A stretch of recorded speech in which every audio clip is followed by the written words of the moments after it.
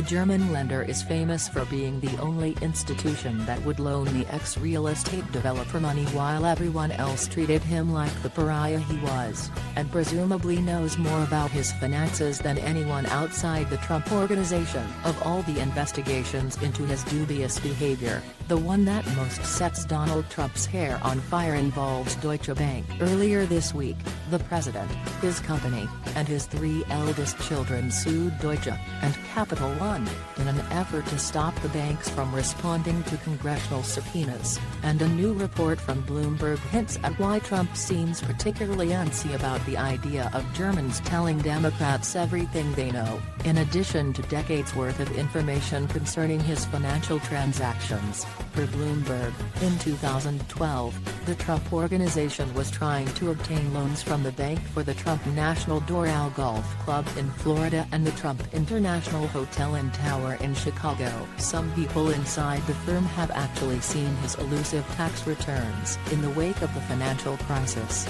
Trump had defaulted on a loan from the bank for the Chicago property, and in an absurd move even for him, filed a lawsuit against Deutsche, claiming it had caused the global financial crisis and engaged in predatory lending against him.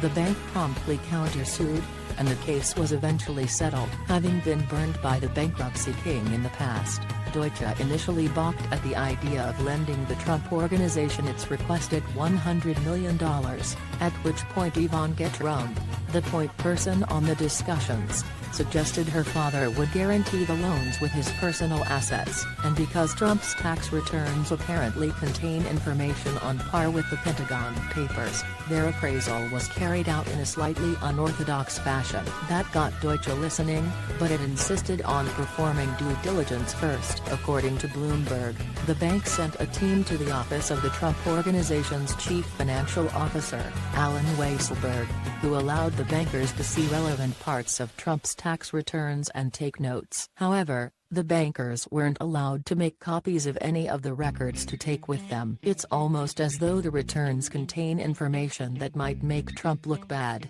While Democrats have requested that the Internal Revenue Service turn over the president's filings, thus far their efforts have been rebuffed by a loyal stooge Stephen Mnuchin, who appears prepared to swallow 6 years' worth of tax documents before letting lawmakers get their hands on them. As Bloomberg notes, even if the IRS is not forthcoming with the presidential tax returns, House Democrats might get key information from bankers' notes if their subpoena of Deutsche Bank is ultimately successful. Last month, a lengthy story by reporter David Enrich shed some light on the long, occasionally fraught relationship between Trump and the German bank, whose ravenous appetite for risk translated to happily lending money to the former real estate developer when no one else on Wall Street would, and going along with his vast financial lies. For instance, in 2004, Trump asked the bank's commercial real estate group to lend him more than $500 million to build his 92-story skyscraper in Chicago.